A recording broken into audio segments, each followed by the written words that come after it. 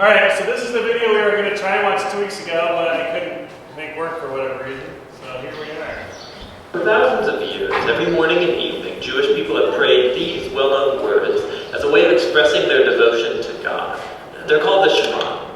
Hear, O Israel, the Lord is our God, the Lord is one. And as for you, you shall love the Lord your God with all of your heart, with all of your soul, and with all of your strength. We're going to look at the fourth key word in this prayer, heart, which in Hebrew is sometimes pronounced levav, or more often in a shorter form, lev.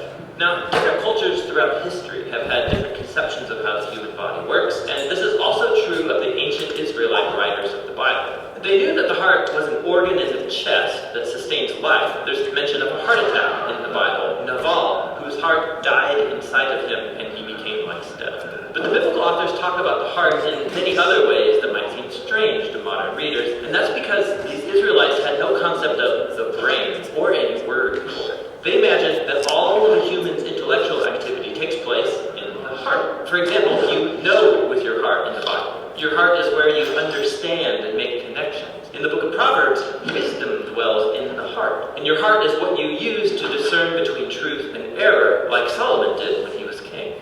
So the heart is where you think and make sense of the world, and it's where you do more. In the Bible, the heart is where you feel emotions. You feel pain in your heart, like Hannah did when she couldn't have any children. In fact, the phrase, a broken heart, comes from ancient biblical Hebrew. You also experience fear in your heart. Your heart can melt, be distressed. Your heart can even be depressed. But then on the flip side, your heart is where you experience joy. In Hebrew, to be happy is to be good of heart, or to heart of joy. So the heart is the generator of physical life. It's also the center for intellectual and emotional life, and there's more. In biblical Hebrew, the heart is where you make choices motivated by your desires. So David had it in his heart to build a temple for God. Your heart is where your affections are centered. They're called the desires of your heart.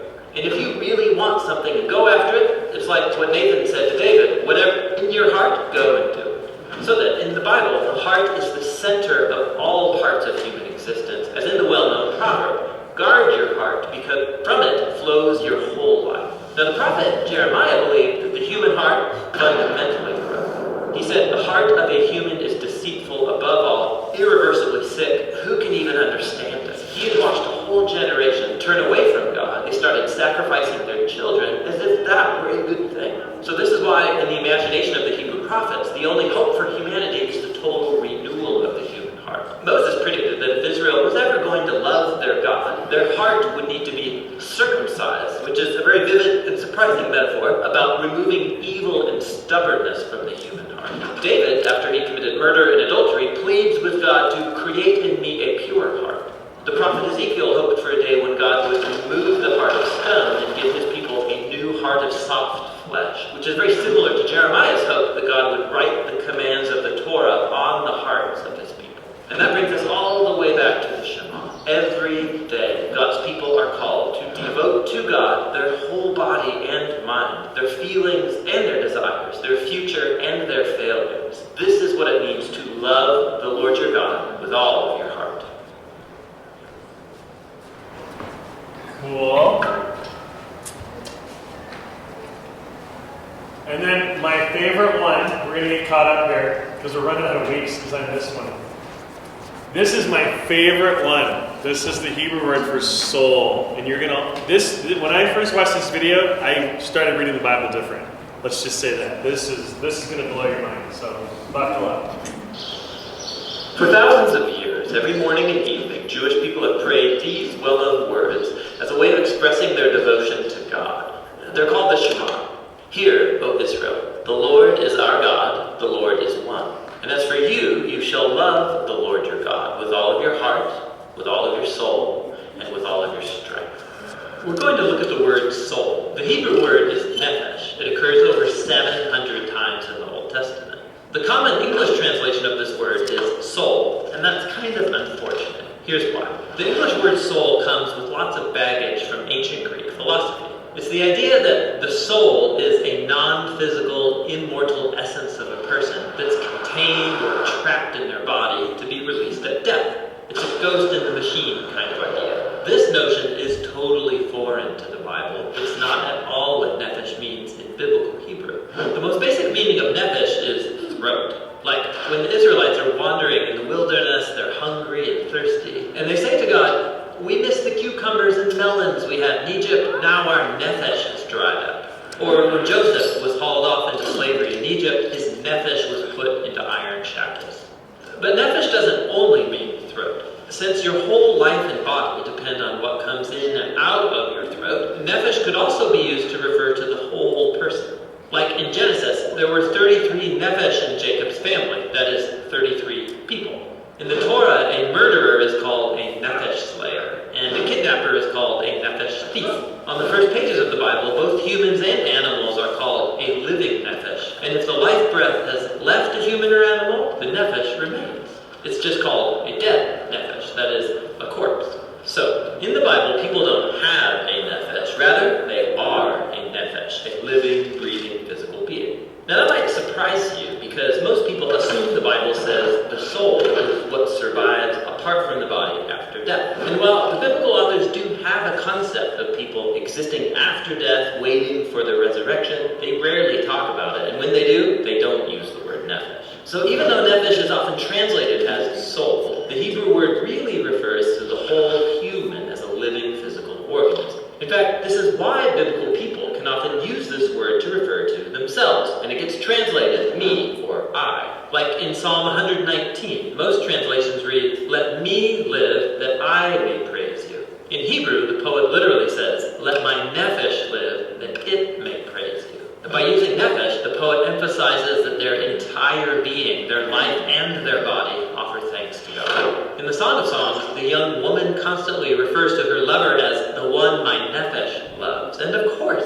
love isn't just an intellectual experience, it's an emotion that activates your whole body, your entire nephesh. This helps us understand the brilliance of other biblical poets who could combine multiple meanings of nephesh in one place. Like in Psalm 42, we read, "As the deer pants for the water, so my nephesh pants after you. My nephesh thirsts for the living God." So, on a physical level, your throat can be thirsty, like a deer's, but then that physical thirst can become a metaphor for how your whole physical being longs to know and be known by your Creator. Which brings us all the way back to the Shema. To love God with all of your nephesh means to devote your whole physical existence to your Creator, the one who granted us these amazing bodies in the first place. It's about offering your entire being with all of its capabilities and limitations in the effort to love God and to love your neighbor as yourself. And that's the Hebrew word for soul.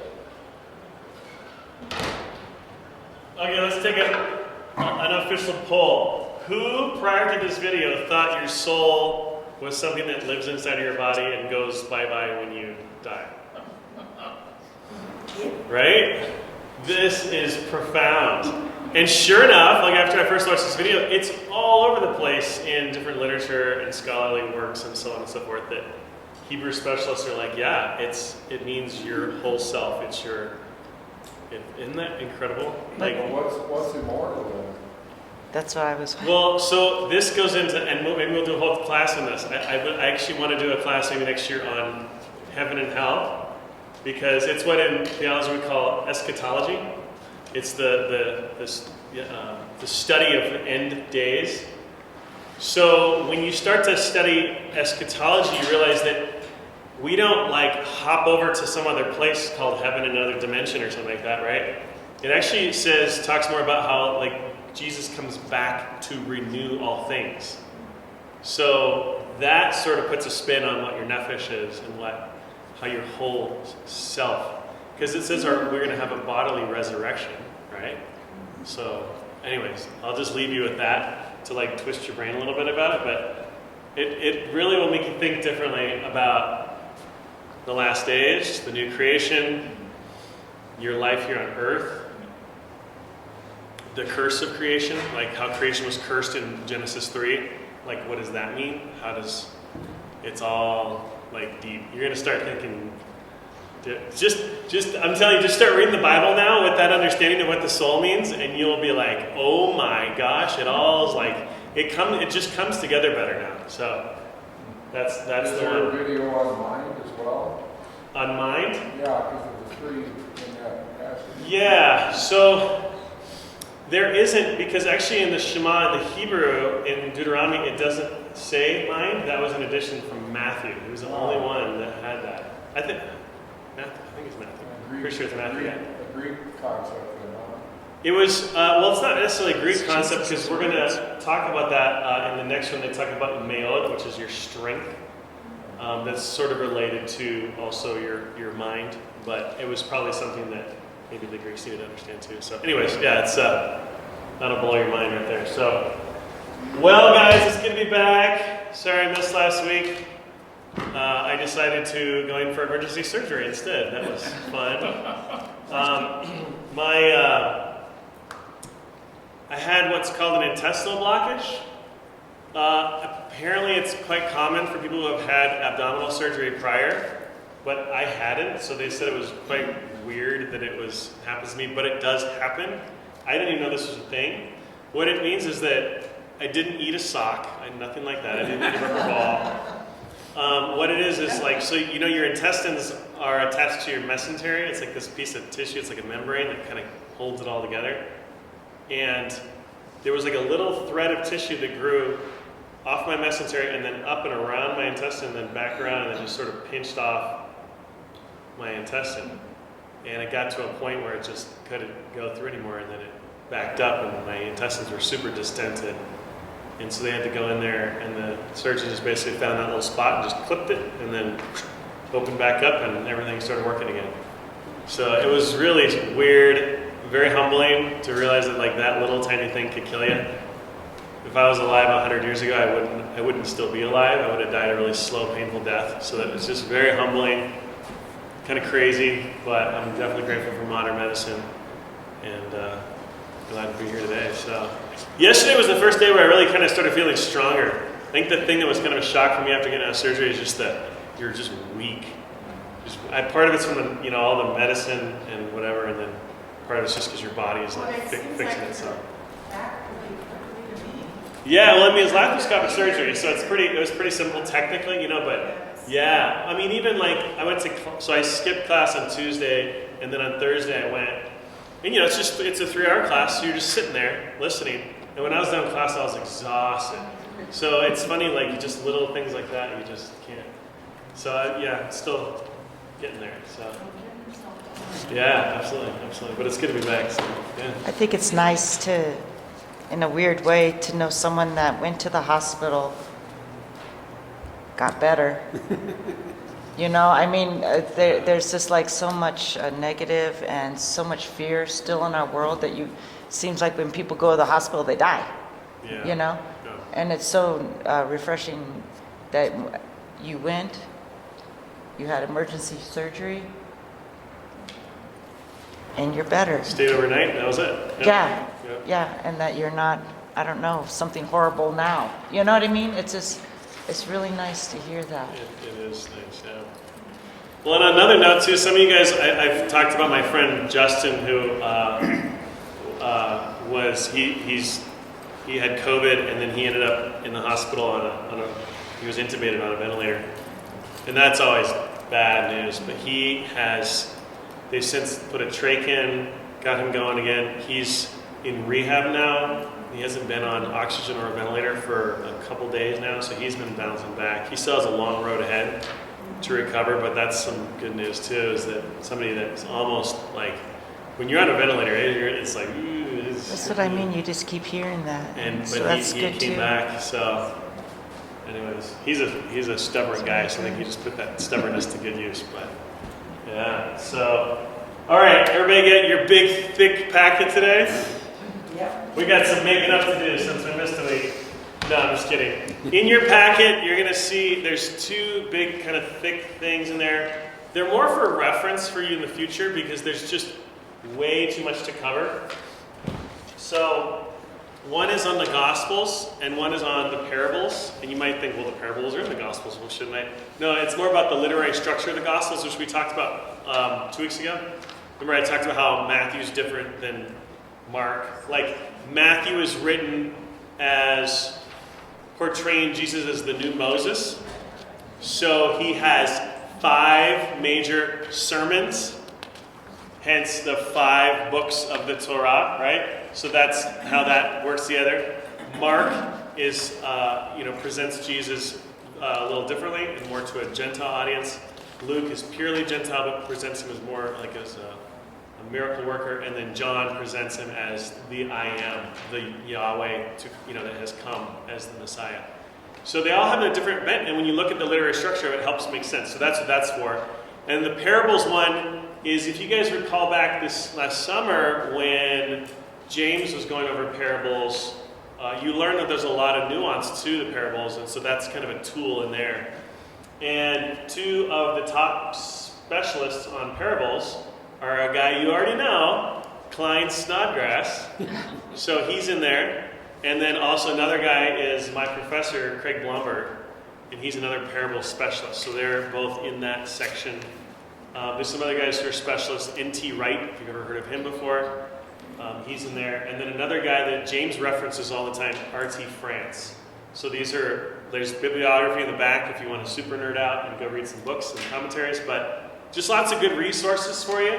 I have had some requests to bring you guys really simple stuff, because when I brought the stacks of book, I think some people were like, whoa, this is too much, I quit. So this is a simple guide. I mean, yeah, it's like 20-something pages, but it's better than a big, thick book or a multi-volume book. Just on a kind of a guide on how to go through the Gospels.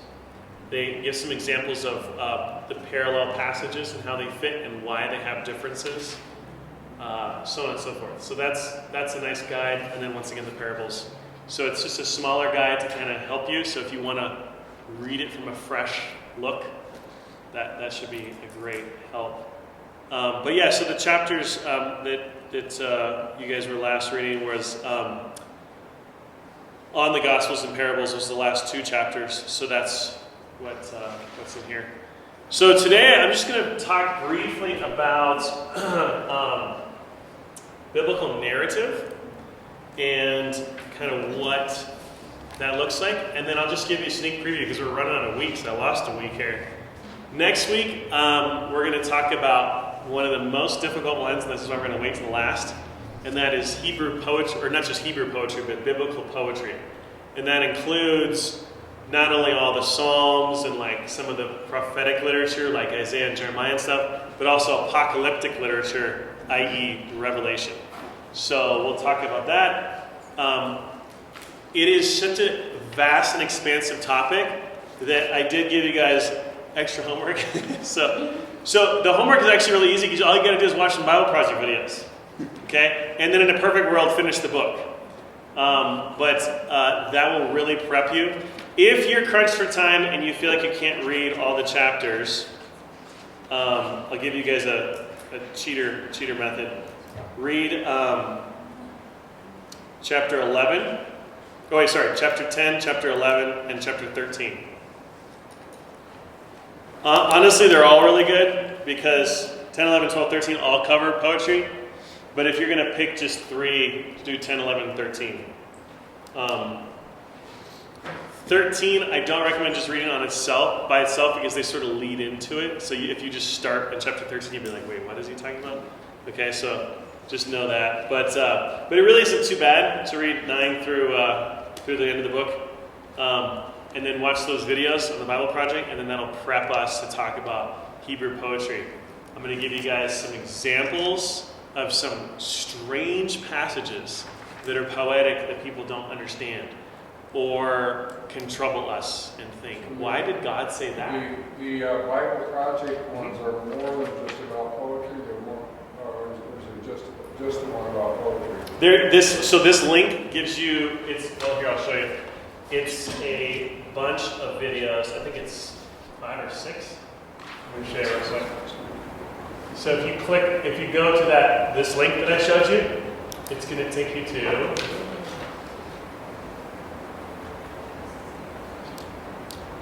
it's the How to Read the Bible section. And if you go to poetry,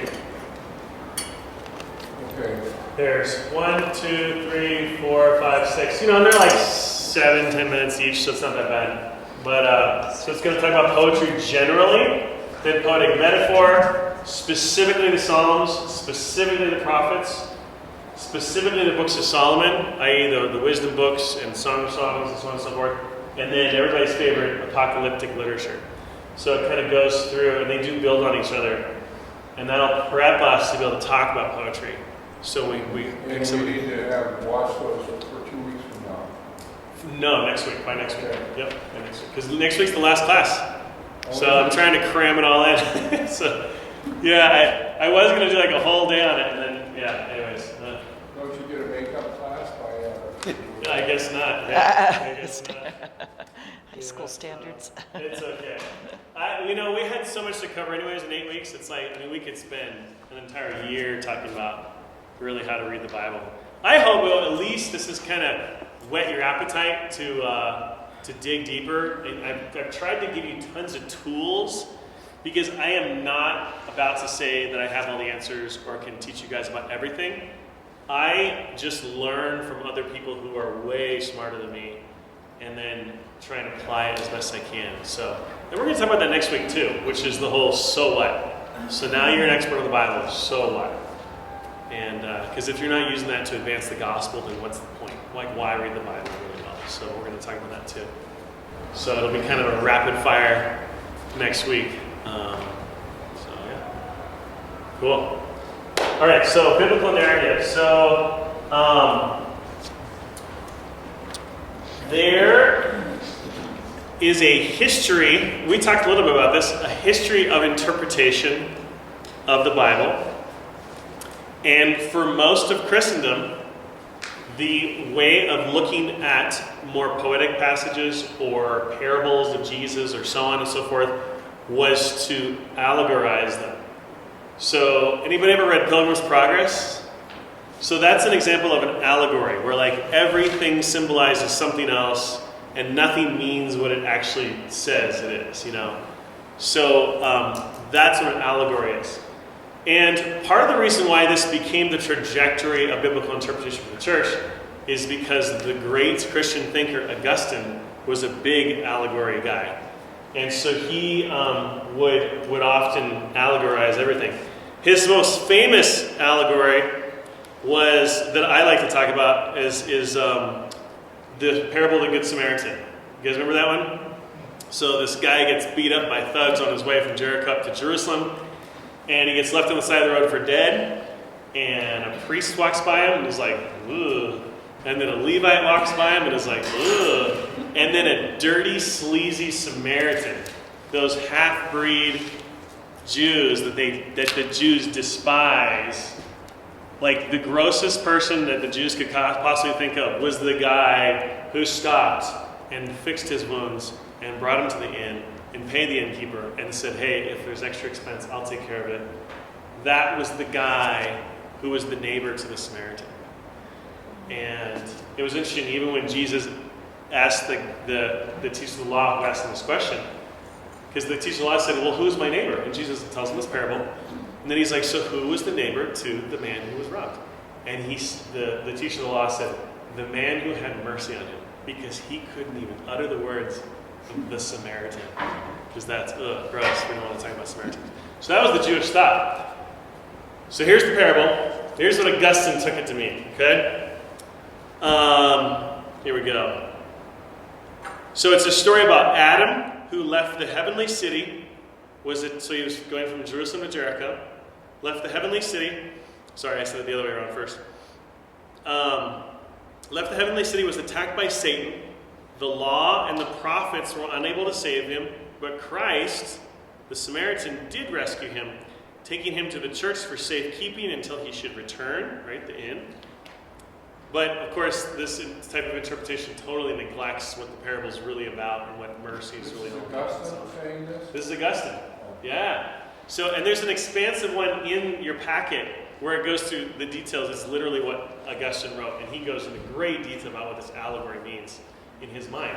And so this was the standard way of thinking about how to interpret poetry, how to interpret more difficult narrative passages in the Bible, was to interpret it as allegory. But like I said, that's not really what it's for. So let's see here, page 96. Here, I have a note here. Let's go there. in this book. Yeah, here we go. So this is the what narratives are not section, right? And it says, number 1, Old Testament narratives are not allegories or stories filled with hidden meanings. So that's step 1. So, and then, so we talked about some of the allegories. So in your parables notes, now the page numbers are all screwed up, but in the parables section, page 18 and 19 goes through expansively about how some of these guys would allegorize certain passages of Scripture and how that can be misleading. Because what happened was, over 1,500 years of Christian history, there was an allegory for every person that basically existed. So there was like thousands and thousands of different allegorical ways of looking at things, and often they conflicted with one another. And this was a problem.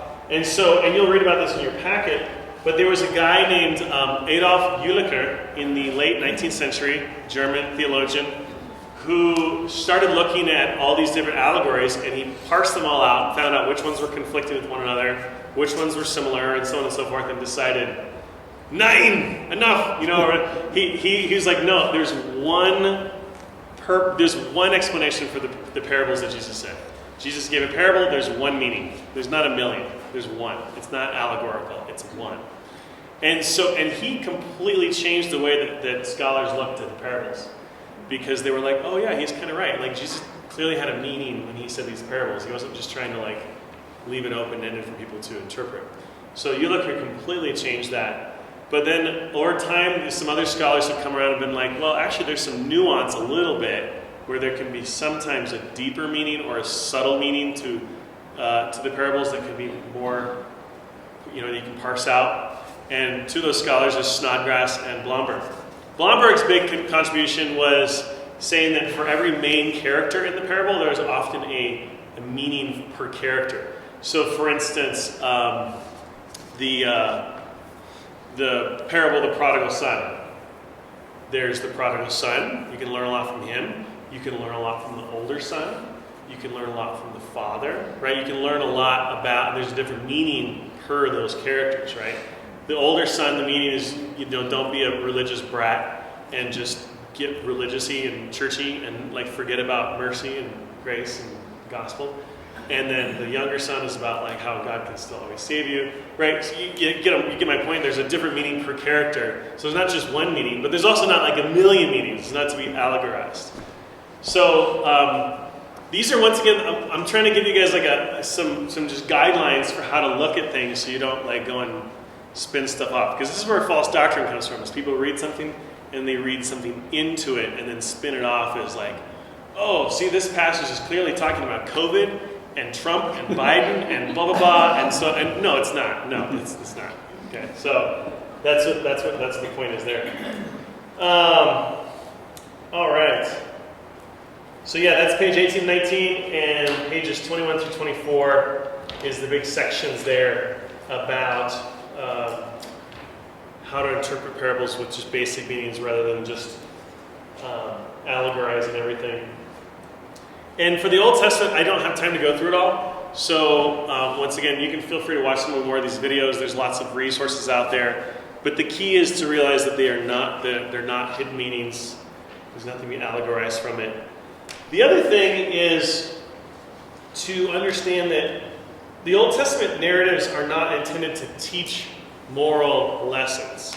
And we talked a little bit about this, and 2 weeks ago I preached about this, about how we can't make our heroes into David or whoever, because these people were deeply flawed. They have major problems, right? Every character in the Bible has a problem. And the scriptures, particularly the Old Testament narrative, they're not if you do this, this is the, effect, this is the causality. It tells a story, and sometimes the moral is implicit. If you read the Mosaic Law, and you know that these are the rules, then when David commits adultery with Bathsheba, it doesn't say, and then David committed adultery with Bathsheba, and that was bad, that was sinful. It doesn't say that. Because you should have already known, because you already read the Mosaic Law, that committing adultery is a sin.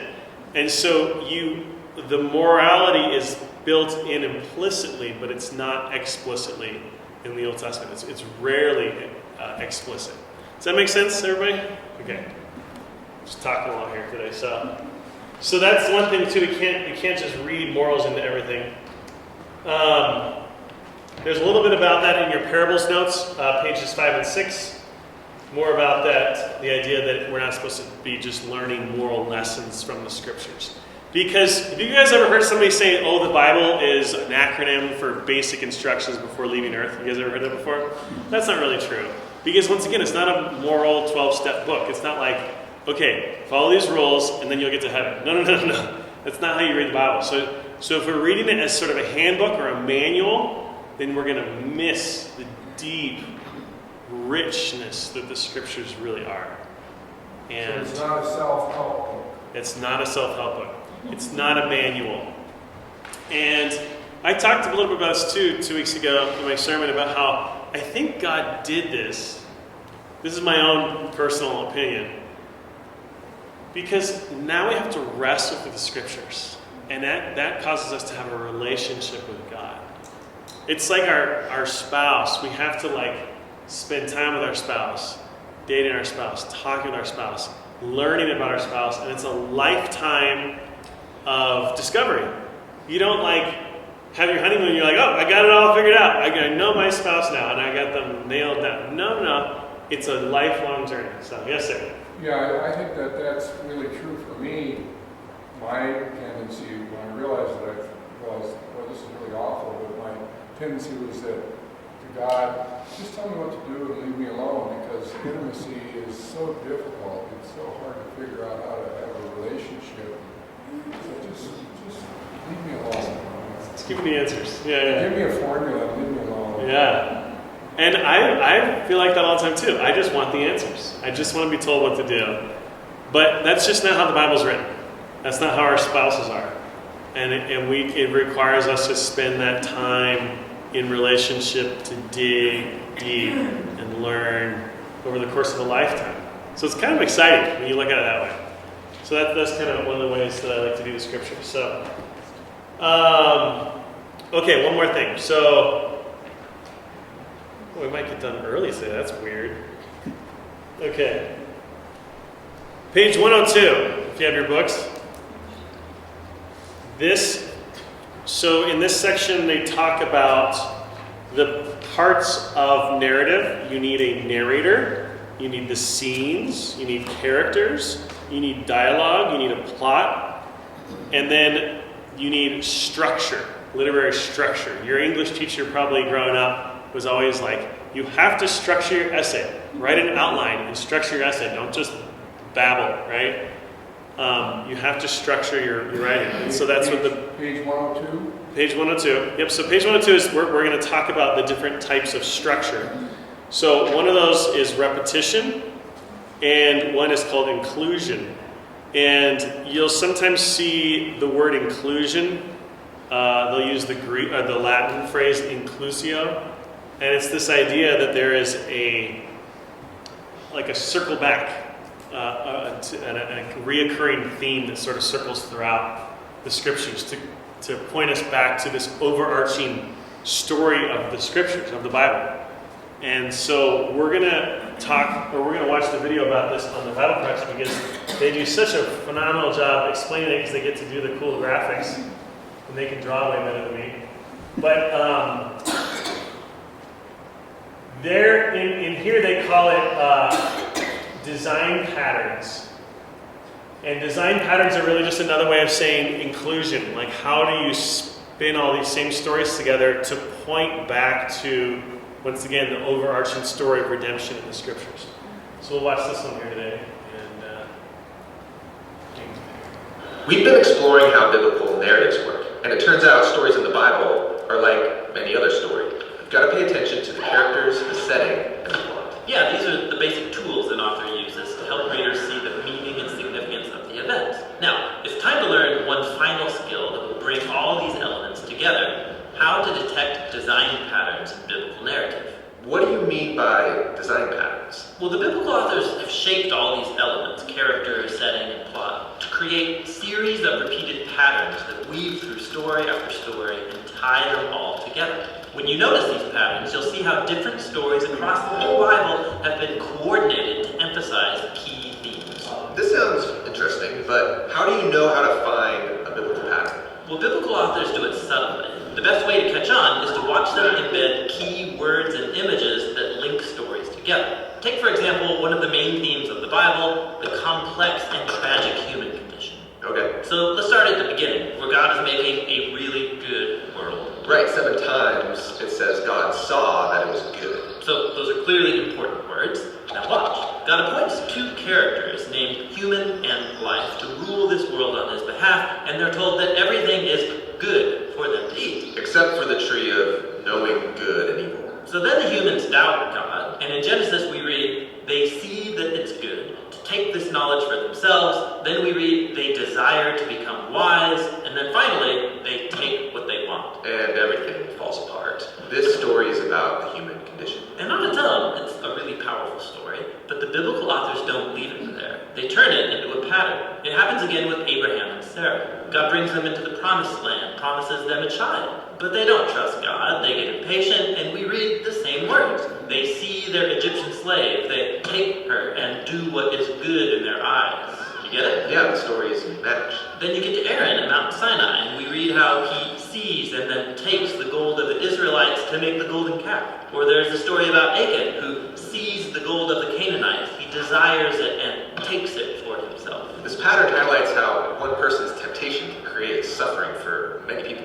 Exactly. It's just like the story of Saul, where we read that the Israelites see him. They desire him and take him as their king so they can be like all the other nations. And Saul's reign leads them to destruction. Or there's the story of David, which says that he sees Bathsheba, he desires her and then takes her and then kills her husband. And then David's family starts destroying each other. So you see, it's just one basic theme repeated over and over. These stories are all designed to show the temptation pattern. Which is kind of a downer. But the rabbit builds up anticipation. Perhaps someone will come and break the pattern. This is why the stories of Jesus have been designed to carry the patterns forward to their climax. Really? Yeah, like what does Jesus say when he's faced with his greatest temptation to avoid dying on the cross? Not my desire, but your desire be done. So the pattern flips, and you have one person resisting temptation, and his suffering provides life for many. Very cool. Can we do one more? Totally. How about a big one?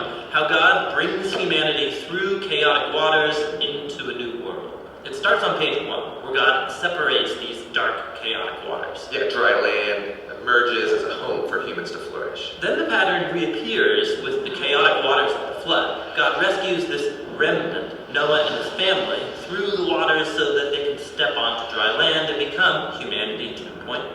Now, does that basic storyline remind you of anything else? Oh right, the famous Exodus story. Yeah, exactly.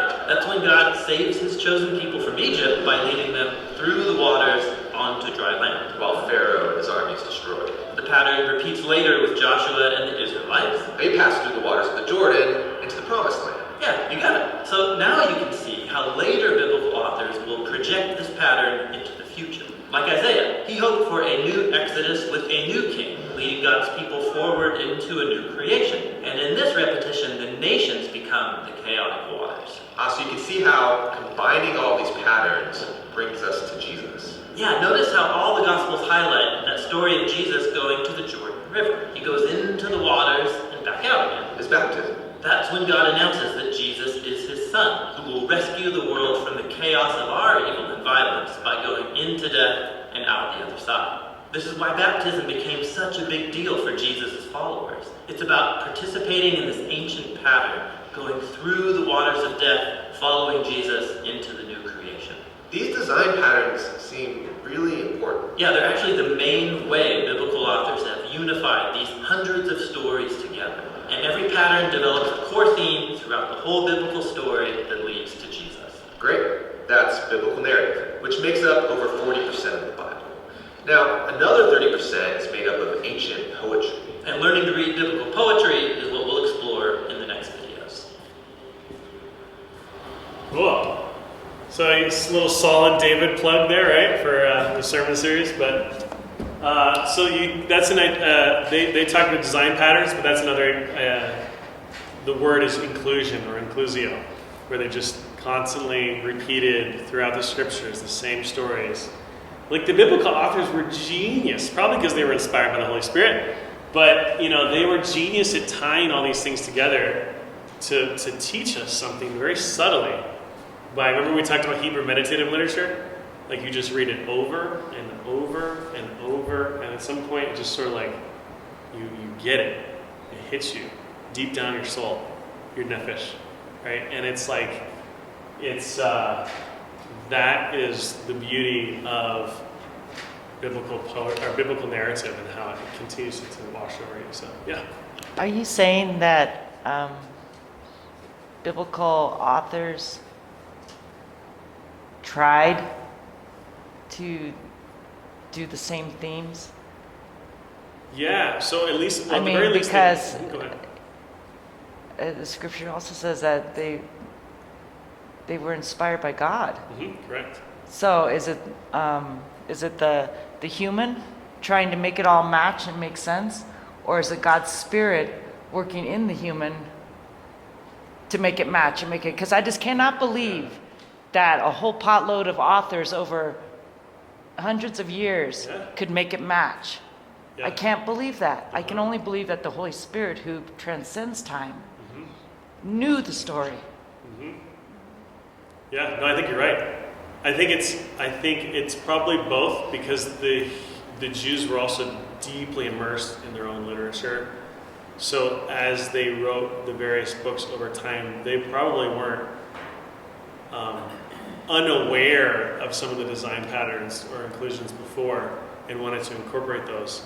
But absolutely, God inspired them to tie this all together. But especially when you start looking at stuff like some of the fulfillments of prophecies or stories, inclusions that led to things in the New Testament that not even the disciples understood until after Jesus' resurrection. I mean, certainly those things happened purely from God, because they wouldn't have understood even what was going on. But I suppose at the same time, they were looking for those patterns in life. Totally. Those patterns were literature, but then they were looking for those patterns. Because when Jesus went into the water, he was just like everybody else going into the water. There were hundreds of people going into the water. But when Jesus came out, the Spirit came on. Yeah. And I think, too, like, you also have to understand, like, the reverence at which the Jews... the reverence they had for the scriptures was just absolutely paramount. They held it in very high honor. And so they viewed it as God's word to us. In fact, other cultures refer to the Hebrews as the people of the book. So if you read like extra biblical, like historical stuff, they talk about the people of the book. And it's because that was their thing, was the scriptures, the Hebrew scriptures. So they were deeply immersed to this level where they respected and honored it so much that once again, they would play off the other scriptures as they wrote, because they viewed it as, this is God, and God is going to teach me. And then, of course, them being carried along by the Holy Spirit allowed them to... So I think the answer is yes. The answer is both. I think both occurred at the same time. To give you guys an idea of like how deep the level of respect that the Jews had for the scriptures, before the printing press, they had to handwrite everything if they wanted to make another manuscript. So they would literally do one character at a time. They would take a character and they would say a prayer and they would write that character down. Then they would go over here, get the other character, say a prayer, write that character down. And it was so exact and so perfect that they knew where that character was on which level of the scroll and so on and so forth. They knew everything. So here was like a test that the Pharisees had to take before they wanted to become a Pharisee. They would take a scroll, and scrolls were like 2 rolls, and you had to... So if you wanted to get to like chapter 3 or whatever, first of all, they didn't have chapters. But if they wanted to get to a certain passage, they would have to be like, okay, 1, 2, 3, 4, okay, right there. and they'd be like, it's right here, right? They would just know. So for the Pharisees, what they would do is they flip the scroll over so you can't see it. And then they would say, okay, point to this particular character in this particular word in this particular passage, but backwards so you can't see it. So they'd flip the scroll over and go 1, 2, 3, 4, 5, 6, and they would take a little poker and they would find the spot on the page and go, and they would flip it over and it should have poked through right where that character is. I mean, that's how well they knew their scriptures. So, and then even the Masoretes, we talked about the Masoretes and how they wrote the Masoretic text. They were the guys who took the Hebrew scriptures and kept writing it and perfecting it. Every time they would take an old scroll that was beat up and needed to go bye-bye, they would bury it. They would have a whole ceremony where they would bury it. They had very deep reverence for the scriptures. In fact, they may have even to some level, almost in some sort of weird way, deified it itself. Like where they really thought, this is so, I don't want to say deified because obviously they're monotheistic, but like they really held it as equal to God's word, and therefore this is some sort of representation of God. So probably both. So It reminds me of Psalm 138 too. Mm-hmm. I bow down toward your holy temple and give thanks to your name for your steadfast love and faithfulness. For you've exalted above all things your name and your word. Yeah. Yep. That's a good passage. Yeah, so that's kind of all I had today. I want to ask you guys if you guys just had any random questions. Today's kind of the day to do it because next week we're not going to have time to go through all that. One question I wanted to answer was, did any women write books of the Bible? Well, we don't know because this comes from a very, patriarchal society for most of history. So it was almost always ascribed to at least a male. If they didn't know who the actual author was, they almost always ascribed to it. Now, the other thing is, we also know from scholarly studies there were probably multiple scribes or authors per book. There wasn't necessarily like one dude. Like an example would be the Gospel of John. The very last chapter in the Gospel of John was probably a scribal edition shortly after John's death. Now, people might be like, heresy! Well, no, does that mean that like the Spirit didn't inspire that scribe to like write that edition onto the end of John to like tie things up or something like that? That absolutely God can work in that way. So, for instance, we don't know who the writer of Hebrews was. Maybe the writer of Hebrews was a woman, and that's why nobody wants to talk about who the author was, because it would be, upset the cart, we don't know a lot of, we don't know who wrote the Torah. People, traditionally we'd say Moses, but in Exodus it says that Moses was the most humble man on earth. Moses couldn't have written that and still been the most humble man on earth, right? So who wrote the Torah? We don't know. So there's a lot of books where we just don't know who wrote them. So maybe some women had some hand in the scriptures and writing it. So we don't really know. I think of passages, this is my own opinion, my own thoughts. When you read about Deborah and Judges, that is so off the wall. Like, for Deborah to lead Israel, and then in almost every other respect and every other aspect where they refer back to that time where Deborah was a judge, it says that Barak was the one who led them. Including Hebrews 11. Yeah, and it's not. It was Deborah. So what's up with that? Because Barak was apparently just the general, but Deborah was the judge. So what's going on there? So did Deborah write that little piece, or did some other woman write that piece? I don't know. But it makes you think. Oh, it ain't no different than at home. Go ahead, Barack. Yeah. But I'd like you to do this, Yeah, this. totally. But go ahead. Come on. Even in Matthew mentions 5 women in the genealogy of Jesus, and one of them he doesn't say specifically. He says the father, he says the mother of Solomon was Uriah's wife. It doesn't say Bathsheba. So there's a lot of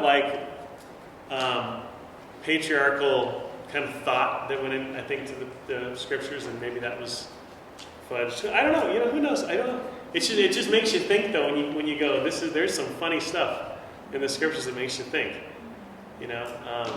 But I don't know if that answers any questions. So anyways, I want to open up, see if anybody has any random questions for the last few minutes here about anything we've talked about the last 2 weeks. Yeah, go ahead, Jerry. Well, I've got a case study to see whether my interpretation of an Ecclesiastes passage is heretical or not. Okay. Learned, and perhaps when we go to the about poetry, we can do it. So it's chapter 7, verse 28. Mm-hmm. 27 is the part of the sentence, so I'll read it.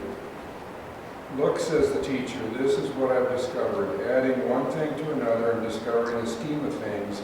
While I was still searching but not finding, I found one upright man among 1,000, but not one outright woman among all of them. So my response to this is that, give me a break. This guy's only experience with women was 300 wives and 700 concubines, which are basically were sex slaves. You know, they didn't have a choice in all this, and we see throughout the Bible that polygamy wasn't exactly a formula for happy homes. So this would be what a modern person would call a statistical sample error. You know, that his sample of when he's commenting about this is totally distorted. The only women he knew were in this horribly dysfunctional situation, but I don't want to treat the scriptures as errant. But it seems that the proper interpretation of this is to say this is an example of a really stupid man commenting about something that he did not know about. And I'm the father of 3 daughters, so I get to take this personally. That's an example of trying to wrestle with scriptures in a way that honors it, treats it as an errant, but deeply offended by something that seems really wrong. Yeah, okay, so this is a perfect example of like one of those just weird passages. Like, what on earth is going on here? So a couple things. One is that's probably not necessarily a bad way of looking at it, like Solomon's sample size and so on and so forth. But that also starts with the pre-understanding that Solomon was the author of every verse of this. And most people would think that Ecclesiastes is probably a compilation of wisdom. So we could also stretch our thinking another way and say, okay, so this is from the wisdom literature. So if we're looking at Proverbs and Job and Ecclesiastes all together, what was a personified character, in particular in Proverbs, that was a woman? Let's think there. Well, their wisdom is one, and then the evil woman is another one. Yeah. So if we talk about the Lady Wisdom, right, Sophia, right? If we talk about her, maybe he's talking about that, like that he has not found Lady Wisdom. He because he searched didn't look for for her. Yeah, exactly. He didn't look for her. So this is one of those weird passages where we're like, what on earth is he talking about there? But there are some ways you can kind of look at it and parse that out. But yeah, let me show you guys another weird one just from a... Well, could it also be that nobody is upright? You know, we're all sinners too. Nobody can be called righteous apart from God's. Right, but you don't want to take any passage you don't like and say this was written by a sinner, so I'm going to dismiss it. Yeah. Well, there have been some people that talked about this as a messianic, because it says, I found one upright man 1,000. Well, we do know one upright man. There was only one, right? So you know there are people that look at it that way, but that's probably not good exegesis because Jesus had not existed. This is probably not messianic language. I'm pointing towards that. But once again, scriptures are funny like that, where because of the inspiration of God, maybe God did write this in there too, kind of foreshadow to this or whatever. But so there's a lot of ways to look at it. But Mary is said to be honored throughout the generations as the righteous woman, you know, except by Protestants. Yeah, right. Here's another funny one from Ecclesiastes. Ecclesiastes 10, verse 2. The heart of the wise inclines to the right, but the heart of the fool to the left. So people can take all their political stances on this one. What on earth is that saying? What is this passage saying? Maybe I'll leave it at that because we're running out of time. But so there are a lot of funny passages. We're going to look at a couple next week, like I said, in the Hebrew poetry, where people have really gotten their brains messed up because they've tried to overanalyze what's going on. And we're going to look at it from a poetic standpoint. So a couple more minutes. Any other questions? Good one. Yeah. On their animation, yeah, showing them writing, who's writing right to left. Mm-hmm. Is that how Hebrews? Yeah, Hebrews right to left. Yeah. So just out of curiosity, I mean, I think about you taking a Hebrews class. Yeah. That seems like has got to be so difficult to train your mind to Go the other way. Yeah. I don't know. I mean, it's a whole different alphabet too, and they don't even have vowels. There's no vowels in Hebrew, so that's another trippy thing. So we'll see how it goes. Greek's been incredibly difficult because it's called an inflective language, where the suffixes at the end of the word dictate their relationship to the other. So the adjectives and verbs dictate their relation to the nouns or so on. Whereas in English we say the ball hit the player versus the player hit the ball. It makes a difference because of the order of the words. In Greek, the order doesn't matter. It's because they dictate their relationship based on the suffixes. And so the word order does make a difference in that it puts an emphasis on something. So if you say the holy word versus the word is holy, in English it kind of means the same thing. But in Greek, if it's first, it means that there's an emphasis on that. So it'd be like the holiness of the word. You want to focus on the holiness of it versus just the fact that the word is holy or something like that. So I think when you start studying other languages, your brain just kind of gets rewired anyways, which is why I have such a hard time with it. So maybe it won't be as bad. I don't know. We'll have to find out. We'll have to find out and see how it goes. But yeah, it's a right to left language. It's really kind of crazy. So, Japanese is left or right to left and up to down, which is a whole other thing. So. Any other questions? Anybody? Cool. Well, guys, I guess we didn't go over today, so that's nice. Yeah, please do your homework. At the very least, watch those videos because we're going to talk about some deep stuff next week. Hebrew poetry and just poetry in general, and especially apocalyptic literature. There's such vast amounts of stuff to cover that if you didn't do your homework ahead of time, it's just going to make it more difficult. So do your homework, and it'll be super fun next week to talk about that. And yeah, thanks everybody. Good to be back. Love you guys. Thanks for putting up with me over all those weeks. So.